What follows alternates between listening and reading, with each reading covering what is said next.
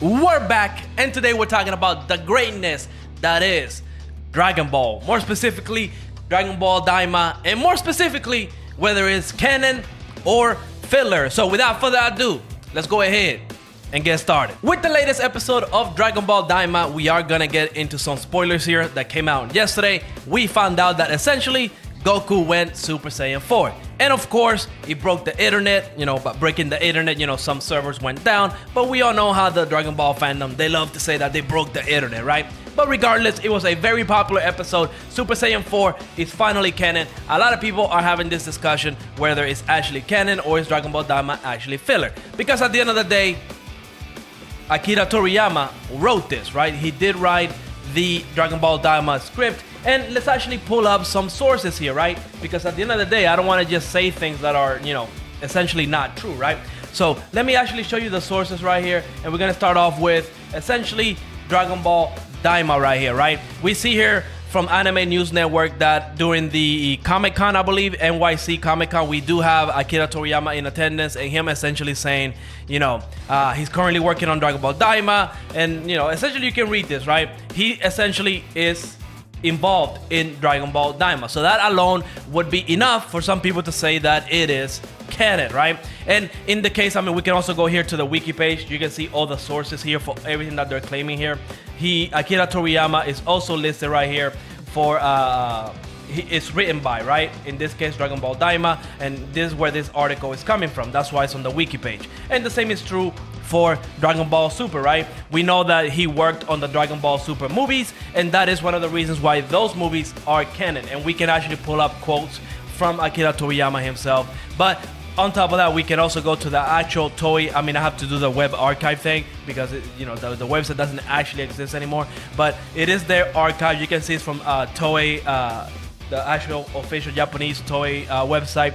And here we have, Akira Toriyama saying that, they made it into a movie by the original author Akira Toriyama, who has been deeply involved in the production from the script. So again, this is another just example of sources where we see Akira Toriyama actually involved, actually writing Dragon Ball Super and Dragon Ball Daima. Now, with that, I guess will be enough for some people to actually say that it is canon, right?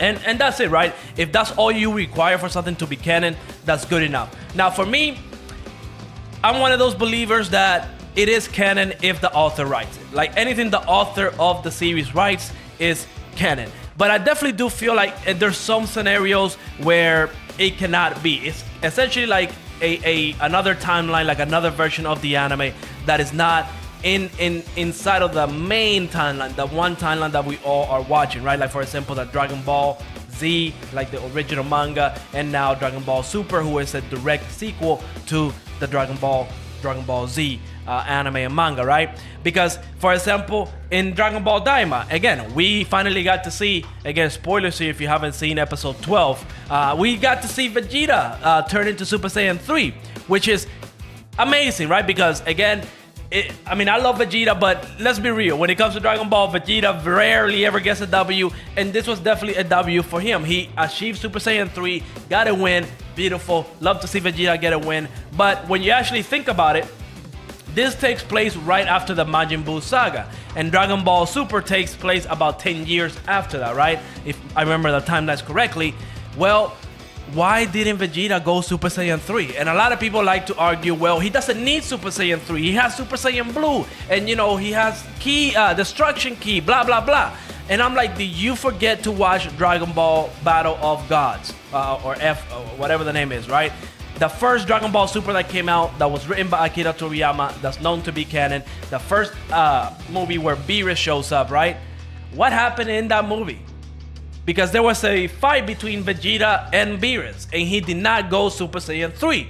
And we all know that Super Saiyan 3 would have been more powerful than the Super Saiyan 2 he went when fighting Beerus. And that right there is a direct contradiction to the timeline of Dragon Ball Super. And the same is true for the whole Super Saiyan 4 being canon, because again, in the actual timeline that we know is canon, Dragon Ball Super, we see that when Beerus first shows up to fight Goku, Goku goes Super Saiyan 3.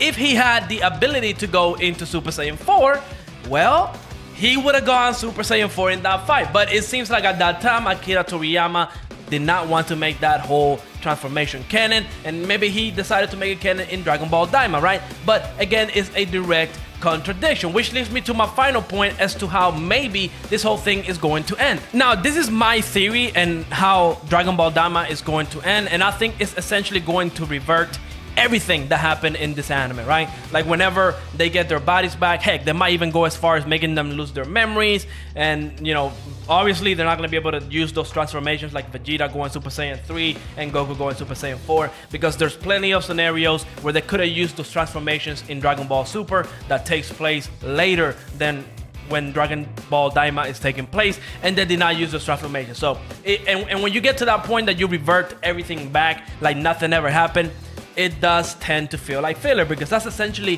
what filler is. It's essentially some story, contained story that doesn't really connect to the main timeline. So again, it's a matter of whether you want to consider this canon or not. So for me, as it stands, I would consider Dragon Ball Daima canon, because again, I am a firm believer that anything that the writer, the original writer, writes is canon, right? And everything else that's not written by the author is not canon. I mean, a good, perfect example like this would be something like, for example, My Hero Academia. You know, Horikoshi, he writes My Hero Academia. But then when we transition to something like the movies, where we know that Horikoshi is not the writer of those movies, and again, you can go to the credits and you will see he's not credited as the screenplay writer or the writer at all. Like, sure, they can say that he was involved, but that is the same reason, for example, that Dragon Ball GT is not canon, right? Yes, Akira Toriyama was involved, he did some art, but it's not canon because he didn't write it, right? At least in my opinion. And I think it applies again with Horikoshi example with My Hero Academia Vigilantes, right? It was not written by Horikoshi, so I don't consider it canon, right? And that's a whole other, you know, can of worms that we're gonna have to open. But yeah, for me at least, I am 100% a firm believer that for something to be canon, it has to be written by the original author. Now, in this scenario where, you know, sadly Akira Toriyama has passed away, obviously the IP is gonna, you know, belongs to Toei Animation. So now I feel like at the very least, Toei Animation could assign somebody to keep writing Dragon Ball, and now whoever writes that continuation will be considered canon. We're essentially at the mercy of Toei Animation and what they will consider to be canon, but at that point, it could be, you know, hit or miss, right? You could either consider it canon or not canon because Akira Toriyama is not writing it. But I right now, as of right now, I'm gonna go with the saying that, you know, Dragon Ball Daima is canon, but it's probably just like on some weird timeline, or at the very least by the end of it, they're gonna undo everything that happened in that anime, simply put, because it doesn't line up with Dragon Ball Super. But let me know what you think. Like always, make sure to leave a like, subscribe, and I will see you on the next episode. Peace out. Bye.